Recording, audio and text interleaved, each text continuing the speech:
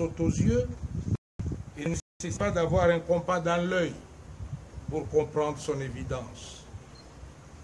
Nous le disons, nous le redirons. La situation du Gabon s'est considérablement abîmée.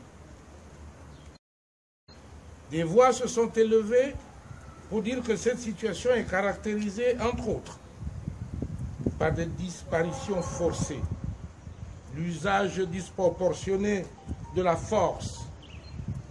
Des voix se sont fait entendre pour condamner le terrorisme d'État, fait de violences politiques et de crimes qui font du Gabon le 7e pays le plus dangereux au monde. Mesdames et messieurs, autant la chronologie est l'œil de l'histoire, de même le soleil est l'œil de la nature. Il voit tout ce qui se passe au Gabon, notre pays. Il voit le Gabon qui croise le fer et l'enfer.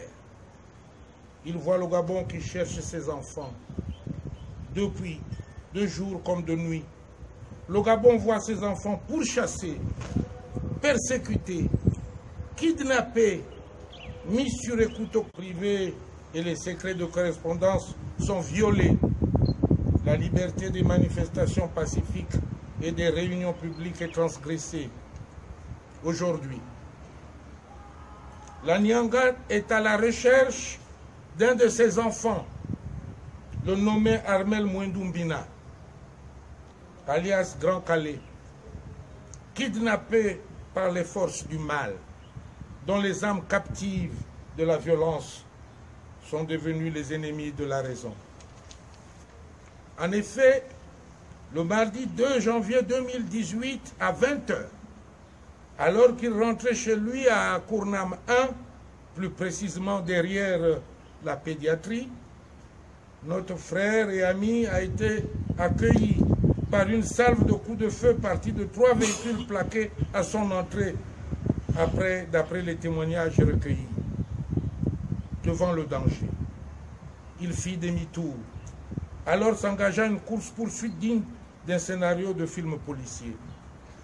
Engagée sur plusieurs kilomètres, celle-ci se terminera au carrefour Sogatol, où sa voiture sera retrouvée le lendemain criblée de balles, sans trace de sang, et dont les impacts sont concentrés du côté co-chauffeur.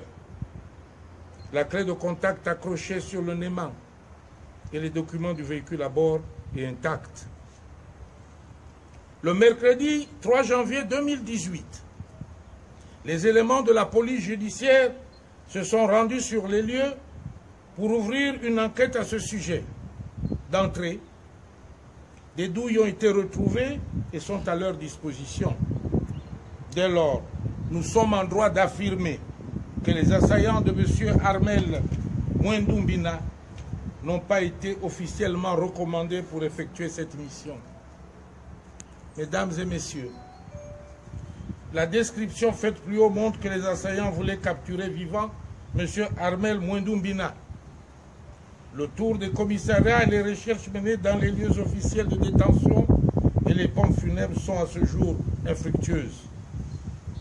Il convient de rappeler que M. Armel Mwendumbina, alias Grand Calais, avait déjà échappé avec M. Enrique Mambundu à une tentative d'enlèvement à Libreville le 22 décembre 2017. À l'instar des événements du 31 août 2016 et suivants, le mode opératoire utilisé montre à suffisance que le pouvoir occupé illégitimement et illégalement par Ali Bongo Ondimba n'est pas étranger à ce kidnapping. Aussi, la coordination des filles et des fils de la Nyanga condamne avec la plus grande énergie cette violence d'État dont sont victimes les Gabonais en général et les Linois en particulier. Exige la mise en liberté sans condition. Je répète, exige la mise en liberté sans condition de M. Armel Mwendumbina. Le Gabon étant un état de droit, la justice doit être mise à contribution pour régler tout différend entre les justiciables. En conséquence, La coordination des filles et fils de la Nyanga met en garde le pouvoir illégitime contre cette démarche cavalière qui consiste à sous-traiter par les milices les affaires régaliennes de l'État. Étant donné les éléments de preuve à la disposition de la police judiciaire, la coordination des filles et fils de la Nyanga interpelle le procureur de la République près le tribunal de Libreville afin qu'une information judiciaire soit ouverte pour que la lumière soit faite sur cette affaire. Je vous remercie.